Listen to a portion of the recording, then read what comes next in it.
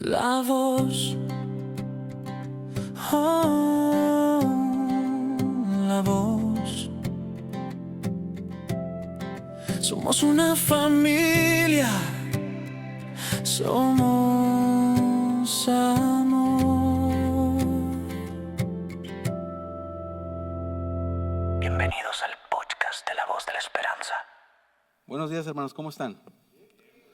Por algún motivo yo pensé que iba a estar la iglesia casi vacía el día de hoy, como las hermanas están allá, y para mi sorpresa estamos casi llenos para la honra y la gloria del Señor. Gracias a Dios que hemos estado sobreviviendo este fin de semana. Ayer me daba mucha risa porque vinimos a la reunión de varones y había un montón de niños allá afuera. Parecía como si estuviéramos en un daycare. Sí, porque pues todo lo que nos tocó cuidar a los niños, pues los trajimos y le dijimos a Alfonso, le dijimos, vamos a llevar niños, pues tráelos, y nos los trajimos y aquí estuvimos. Pero gracias a Dios porque nos permitió estar aquí. Y precisamente en estos días que mis hijos les ha tocado estar un poquito más conmigo, porque pues la mamá se fue y no tenemos con quién dejarlos, empezamos a jugar un juego en la calle. A mis niños les gustan mucho los carros deportivos. Y entonces vamos así en la calle y de repente, papá, ¿qué carro es ese? Y papá, ¿qué carro es aquel? Y ahí vamos tratando de adivinar y ven un carro así deportivo bonito.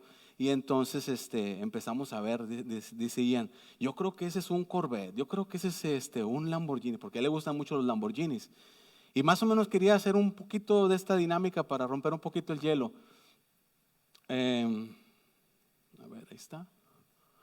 Si yo les muestro estas imágenes, a ver, ¿quién me puede decir qué carro es el rojo? Un Ford Mustang, y casi hasta me dicen, es un GT, tiene motor de tal y tal y tal y tal. El morado, por ejemplo, un Dodge Charger, ¿cuántos cilindros? Es un Hellcat o no sé, hay muchas diversidades, ¿no? Y pues el del medio, pues ya saben cuál es, ¿no? También. ¿Mande? Dijeron aquí un Corolla, no es un Corolla. No, es un Camaro, es un Camaro. Sí, lo más que es de los nuevos. Viendo las imágenes a veces, incluso si por ejemplo, si ahorita hiciéramos un ejercicio, no lo vamos a hacer, ¿verdad? Pero si quitáramos todos los emblemas de los carros que están en el estacionamiento y salimos a buscar cuál es tu carro, rápido lo identificas, ¿no? Por el color, porque estás acostumbrado a eso. Pero si te dijera, identifica otro carro, a lo mejor el del hermano Will, pues dices tú, chis, no sé cuál es. Tendrías que empezarle a preguntar qué color es su carro, qué forma tiene. Y entonces lo que quiero llevarlos es que hay cosas que sin decir la marca, por ejemplo, si tú ves una M grandota allá afuera, color amarilla, automáticamente dices McDonald's. Si tú ves una Q grandota y una T, una gasolinera, si te anda del baño, pues dices, ahí llego, tiene buenos baños, y así sucesivamente. ¿Qué pasaría si yo te preguntara el día de hoy, cómo reconocemos la madurez espiritual? ¿Qué me dirías? ¿Cómo reconoces la madurez espiritual en alguien? Pues esa imagen, porque no quise que tuviera una cara ni nada, y piensa en esa imagen y piensa en alguien en el que tú crees que tiene una madurez espiritual superior. ¿Cómo qué cualidades tú pensarías que esa persona tiene? Que hablen de una madurez espiritual. La forma de tratar a las personas. ¿Alguien más? Un compromiso. ¿Qué más? Un comportamiento. Con su forma de hablar. Quizás alguien que ora mucho. Quizás alguien que sirve en tal o cual ministerio. Quizás alguien que tiene ciertos dones espirituales, y digo ciertos dones espirituales porque precisamente hemos estado hablando tanto el miércoles en Raíces, el día de hoy en la mañana con nuestro hermano Walter que trajo la enseñanza, estuvo excelente, lástima por los que no alcanzaron a llegar, pero estuvimos hablando acerca de los dones espirituales. Si esperamos más gente, es un comercial. Pero déjame cambiar un poquito la pregunta. ¿Es posible que a lo mejor alguien que hace todo eso, lo que mencionaron, es posible porque son cosas que podríamos ver, es posible que si quitamos todo eso, o es posible que esa misma persona sea realmente inmaduro espiritualmente? Alguien por allá dijo que sí. Porque a lo mejor estaríamos usando un indicador equivocado para medir la madurez. Y nunca sabemos realmente si estamos creciendo en Cristo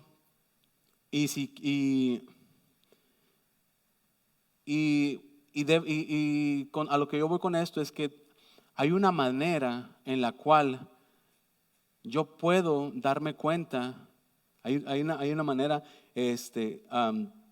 un camino más excelente para poder encontrar la madurez espiritual. Y vas a decir a lo mejor, brother Pete, ¿y a dónde quieres llegar con tantas preguntas? Bueno, los que me conocen un poco saben que me gusta mucho preguntar. Y por eso me gusta, pero el afán de preguntar no es porque yo quiero información, es porque yo quiero que activemos nuestra manera de pensar y razonemos un poquito. No se trata nada más de seguir órdenes. Pero a lo que yo voy es, quiero leer aquí una parte de la Biblia. Si me pueden seguir ahí en 1 Corintios 12, versículo 28 y después el 31, dice la palabra de Dios, dice, y en la iglesia Dios ha designado primeramente apóstoles, en segundo lugar profetas, en tercer lugar maestros, luego milagros, después dones de sanidad, ayudas, administraciones, diversas clases de lenguas. El versículo 31, pero deseen ardientemente los mejores dones. Y ahí está la parte con la que quiero terminar esta parte. Dice, y aún yo les muestro un camino más excelente. Vamos a orar. Padre, te damos gracias por este día que nos das, por la vida, por la salud, porque hasta el día de hoy tú has permitido que estemos aquí. Gracias, Padre, porque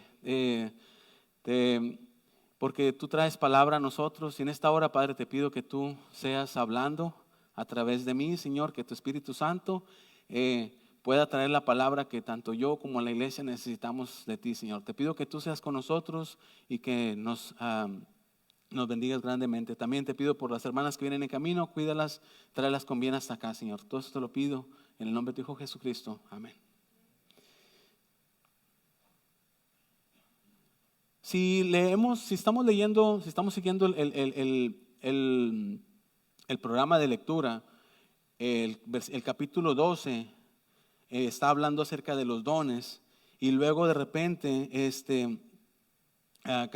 hoy vamos a ver el capítulo 13, y quizás cuando yo te digo el capítulo 13 de 1 Corintios 13, luego piensan la persona, porque de hecho el título, si buscas ahí en tu Biblia, va a decir, en la mía dice excelencia del amor, y luego uno piensa, dice, vamos a hablar del amor, de la amistad. No estamos en el mes del amor y la amistad, pero muchas veces hemos escuchado que este mismo pasaje ha sido tomado para bodas, para quizás algún mensaje que hable acerca de parejas, como les decía, de San Valentín. Incluso a lo mejor estás pensando, o vamos a recibir otra vez un mensaje del amor y la amistad o algo así. La respuesta es sí y no. O sea, sí, porque vamos a hablar del amor, pero no en el enfoque en el que quizás a lo mejor estamos acostumbrados. Porque Pablo, como hemos visto, escribió esta carta a los Corintios y Pablo hace un paréntesis dentro de los dones espirituales, porque en el capítulo 12, como les decía, habla de los dones espirituales, y luego en el 14 vuelve a retomar el tema, pero hace un paréntesis e injerta el tema del amor. Y la clave está, desde el principio de la carta, como les decía a los Corintios, la iglesia de Corintios es una iglesia digamos, una iglesia extraordinaria. Está dotada con, dice Pablo en 1 Corintios 1:7, dice que no les falta ningún don. O sea, imaginemos que es una iglesia que tiene todos los dones habidos y por haber. Así que en apariencia esta iglesia no les falta nada y pareciera que todo está bien, mas sin embargo, la realidad es que están pasando muchas cosas. En el capítulo 12 encontramos los dones como lenguas, profecías, conocimiento, enseñanza, sanidades, diferentes ministerios. Y el problema, ojo, el problema no son los dones, no me malinterpreten, porque los dones provienen de Dios. El problema no son los dones, el problema es, ¿qué estás haciendo con ese don? Porque si crees en Cristo, si el Espíritu Santo mora en ti, déjame decirte algo que no sé si lo sabías, pero Dios te ha dado un don. Entonces el problema no es el don, el problema es ¿qué estás haciendo con ese don?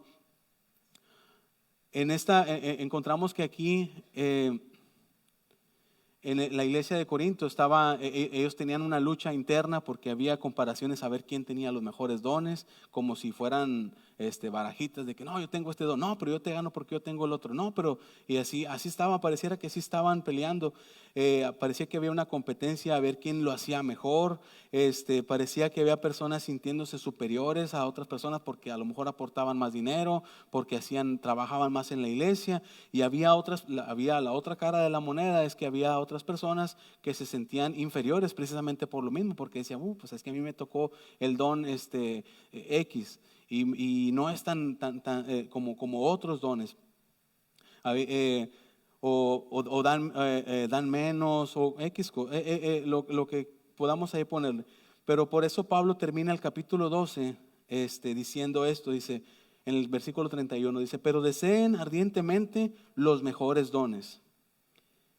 Y hace una pausa, dice, y aún les muestro un camino más excelente. Y eso nos debe a nosotros de llamar la atención, porque una cosa es que yo desee tener los mejores dones, pero Pablo me está diciendo, tú puedes desear tener los mejores dones, pero yo te voy a mostrar, no yo, sino Pablo nos está mostrando a través de la palabra que hay un camino más excelente.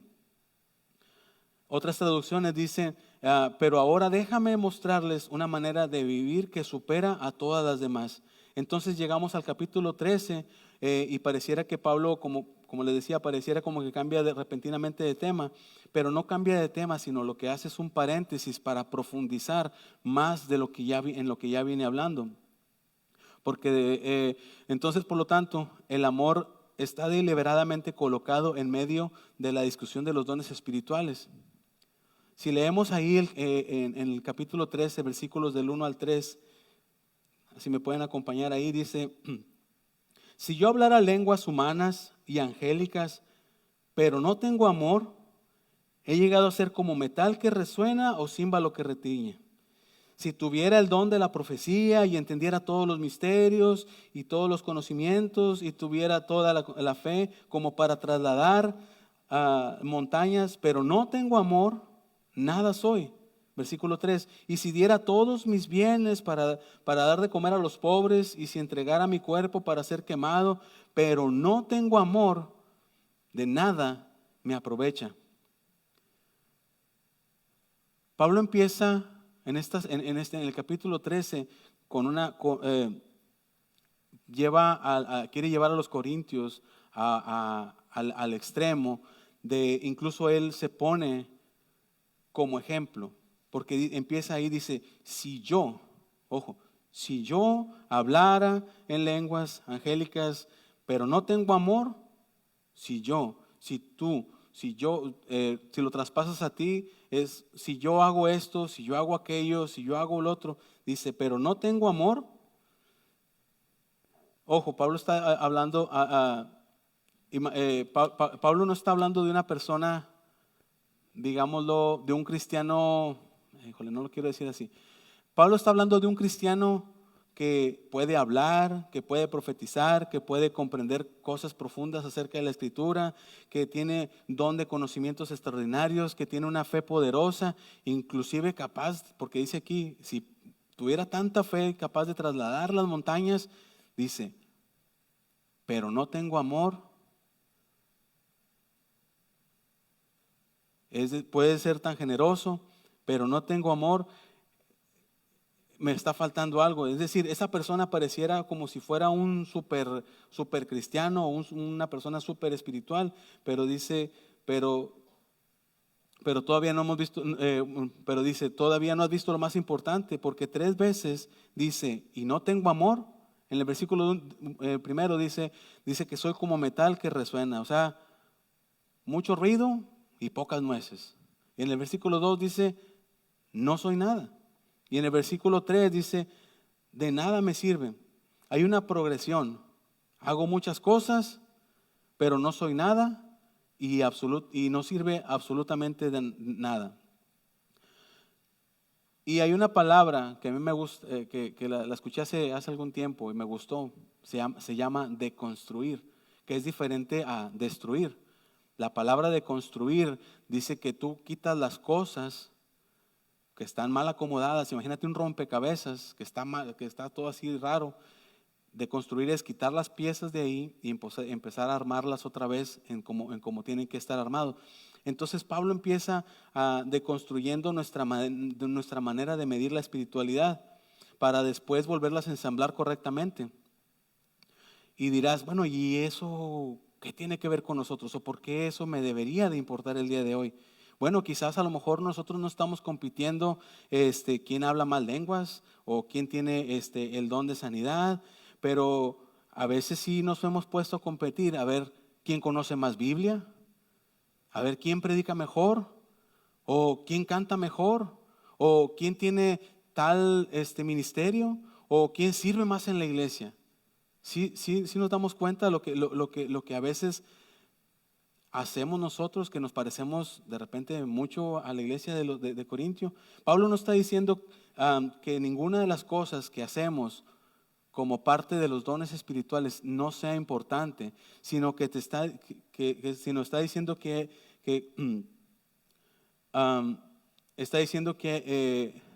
nos está diciendo que hay algo mucho mejor y ese camino es más excelente. Cuando imagínate que es decir, podemos hacer cosas extraordinarias para Dios y sin embargo, si mi motivación es demostrar quién soy yo a los demás y no parecerme más a Cristo, quiere decir que estoy errando en el blanco.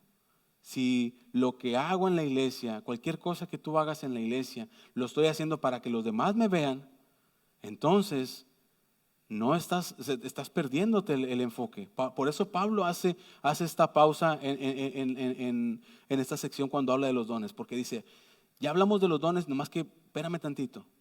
Todos esos dones son buenos porque porque son dados por el Espíritu Santo. Pero cualquier cosa que hagas con esos dones, pero si no lo haces con amor, dice, no sirve de nada.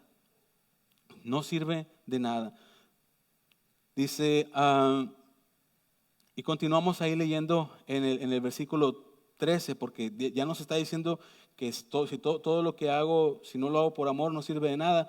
Y el versículo, en el capítulo 13, versículos del 4 al 7, dice, el amor es paciente, es bondadoso, el amor no tiene envidia, no es jactancioso, no es arrogante, no se porta indecorosamente, no busca lo suyo, no se irrita, no toma en cuenta el mal recibido. El amor no se regocija de la injusticia, sino que se alegra con la verdad. Todo lo sufre, todo lo cree, todo lo espera, todo lo soporta. Si te fijas, en la primera sección que leí, decía, si yo, y da una descripción de lo que tú puedes hacer. Pero ahora en esta parte, Pablo no nos da una definición abstracta de lo que es el amor, sino nos muestra cómo se comporta el amor. Él dice que el amor es paciente, es benigno, no tiene envidia, no presume, no se envanece, no busca lo suyo, no se irrita fácilmente, no guarda rencor, no se goza de la injusticia, se goza de la verdad, todo lo sufre, todo lo cree, todo lo espera, todo lo soporta. ¿Notaron algo en esta parte? ¿Notaste algo? Te la vuelvo a leer.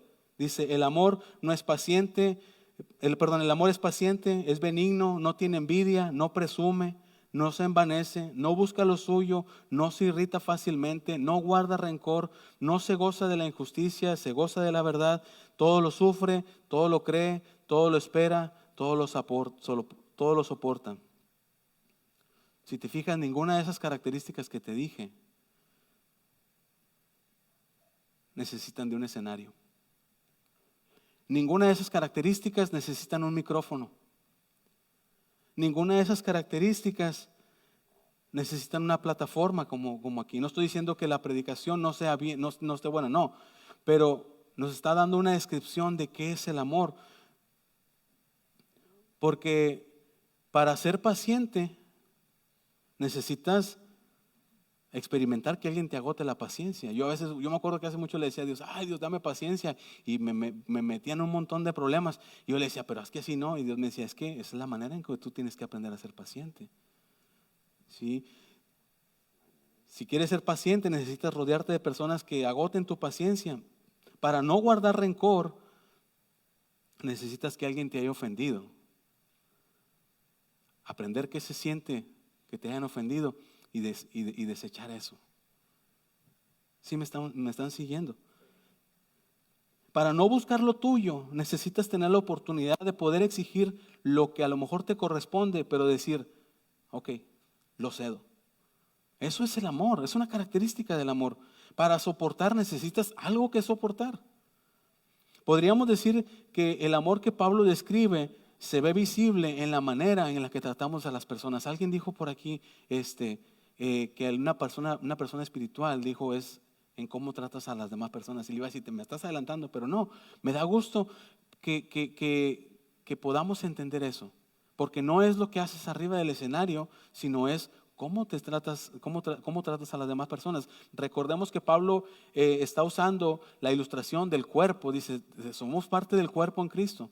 En aquel tiempo, en esa región había los Juegos Olímpicos, y los de Corintios buscaban mucho la cuestión de la imagen, cómo se miraba la persona. Entonces Pablo les dice, bueno, más o menos ese ejemplo se los quiero poner para decirles que la iglesia es un cuerpo. Es decir, que todos estamos juntos. Entonces, si todos estamos en el mismo cuerpo, ¿cómo tratas al hermano? ¿Cómo es tu relación con el que está a tu lado?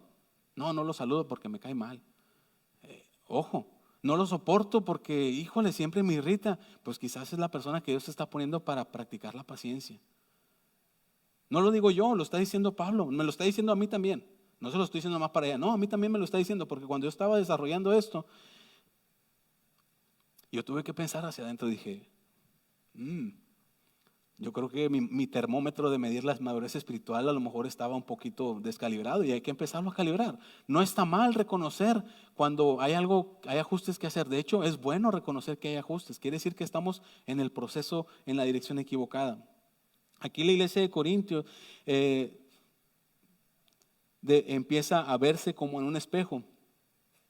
Y si vemos todo lo que hemos visto hasta este momento, Pablo le dice, el amor no es jactancioso, no es presumido, o fanfarrón, o vanidoso, pero ellos se jactaban, presumían lo que tenían. Dice, el amor no busca lo suyo, pero ellos insistían en sus derechos, tanto los judíos como los griegos, que quién tenía mejores, quién podía ser mejor. Y dice, el amor no busca... el amor no se envanece, pero ellos estaban orgullosos de su conocimiento, de su filosofía. El amor no se comporta indebidamente, pero ellos estaban humillándose unos a otros, incluso hasta en la cena del Señor, como lo predicaba el pastor la semana pasada. Hasta en la cena del Señor ellos se humillaban, porque llegaban primero la gente que tenía dinero y se sentaba y comía, y ponían hasta el final al que no tenía dinero, y empezaba a comer en la cena del Señor lo que le sobraba, las sobras. Imagínense eso. Yo no estoy diciendo que eso está pasando aquí, a lo mejor no literalmente, pero es bueno nosotros empezar a ver en qué áreas sí estamos nosotros, que necesitamos hacer ajustes, como les decía. Y entonces, con todo esto que te digo, pareciera que el capítulo 13 de 1 Corintios ya dejó de ser una carta de San Valentín, ¿verdad? como que ya no es como que la voy a escribir, se la voy a mandar para a la persona que quiero el día de San Valentín, sino que en realidad se convierte en una radiografía de lo que estaba pasando dentro de la iglesia de Corintios. Ahora quiero hacerte una pregunta que te va a incomodar quizás un poquito más. Piensa en esto. Imagínate que puedes poner en un lado, hacer a un lado los dones espirituales que Dios te ha dado. Cualquiera que sea. Pones a un lado el ministerio que estás desarrollando en la iglesia. Pones a un lado cuánto tiempo tienes asistiendo a la iglesia. 5, 10 años, 2 meses, el tiempo que sea. Ponlo a un lado. Quítatelo de ahí de encima. Quita la posición en la que a lo mejor te ha dado algún ministerio. Quita todo aquello, para que mejor me entiendan, quita todo aquello que las demás personas pueden ver.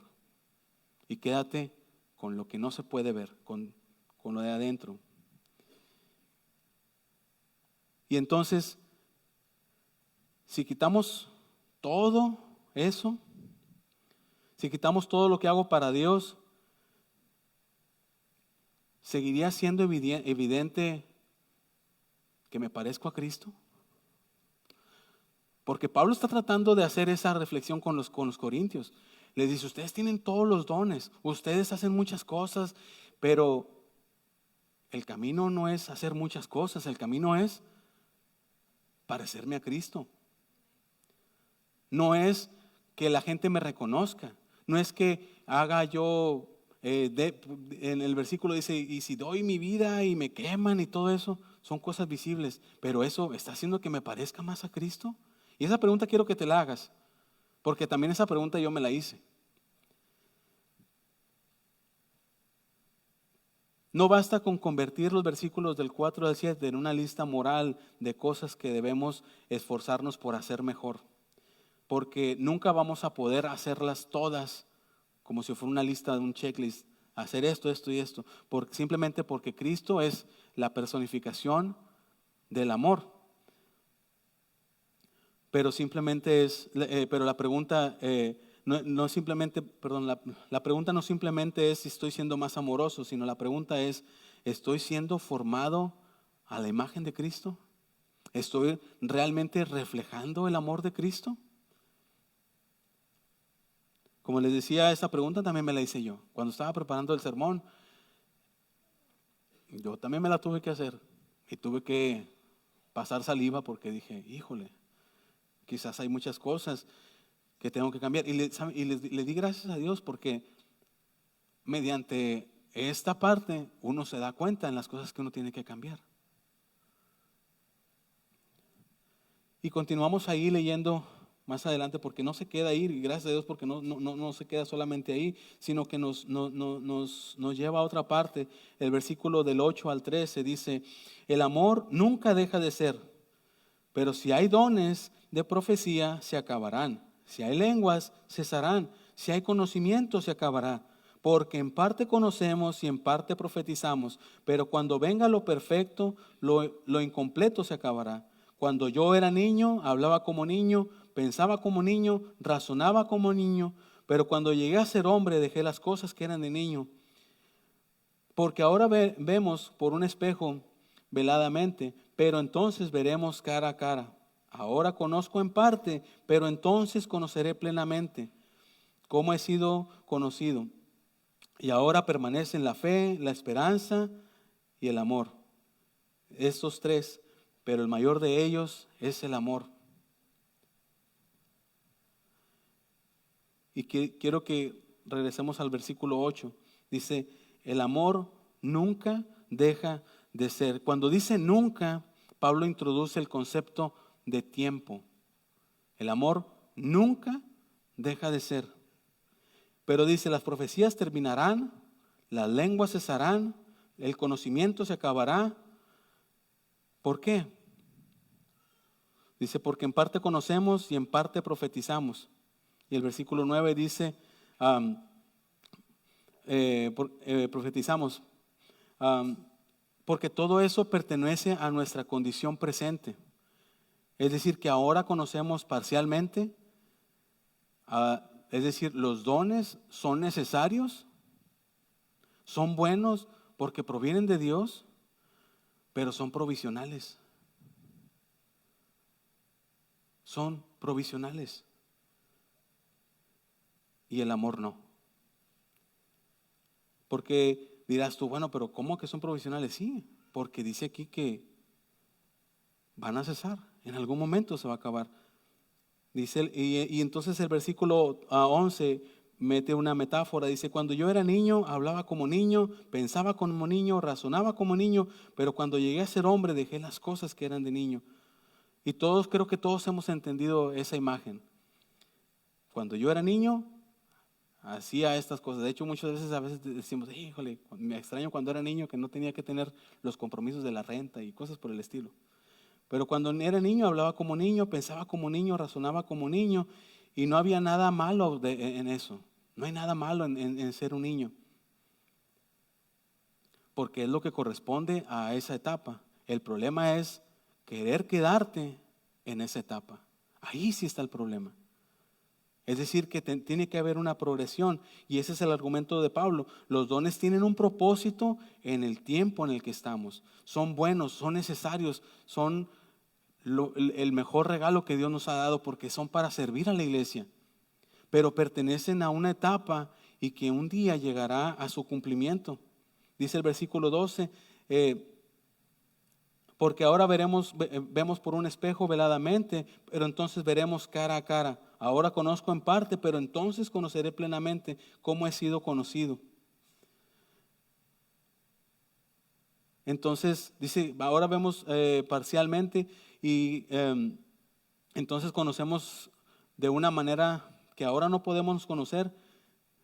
Lo que está tratando de decirnos Pablo aquí es que no construyas tu identidad espiritual alrededor de algo que un día va a dejar de ser. No construyas tu identidad espiritual alrededor de algo que un día va a dejar de ser necesario. Y el contraste final viene en el versículo final, dice, y ahora permanecen la fe, la esperanza y el amor. Estos tres. Pero el mayor de ellos es el amor.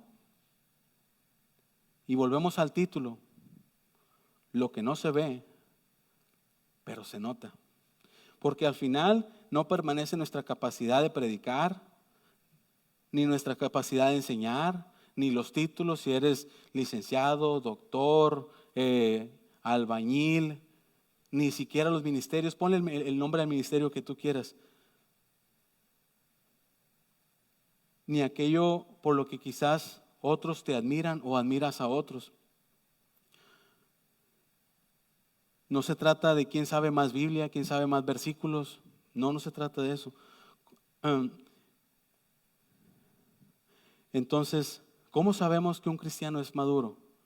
No simplemente porque hace más, sino porque cada vez trata de parecerse más a Cristo. Al comenzar las primeras preguntas que les hice, ¿quién es la persona espiritualmente más madura que conoces? Y me gustaría que quizás hayas evaluado esa pregunta, hayas evaluado a esa persona y quizás ahora respondas diferente. Porque ya no pensamos primero en quién sabe más, ni quién predica mejor, ni quién posee el don más visible, ni quién, quizás pensaríamos en aquella persona en que después de muchos años ha estado caminando con Cristo y se ha vuelto más paciente, se ha vuelto más bondadosa, es menos orgullosa, está menos interesada en simplemente tener la razón, está más dispuesto a perdonar, está más comprometida con la verdad. En otras palabras, intenta parecerse más a Cristo. Porque puedes tener talento, puedes tener conocimiento, puedes tener los dones, incluso puedes hacer grandes cosas para Dios. Pero el talento nunca podrá sustituir el carácter de Cristo. El talento nunca podrá sustituir el carácter de Cristo. Así que por última vez, quita el emblema, quita la etiqueta, quita aquello por lo que otros te reconocen, quita todo lo que haces y pregúntate, si quitamos todo, ¿seguiría siendo evidente que te pareces a Cristo? Oremos.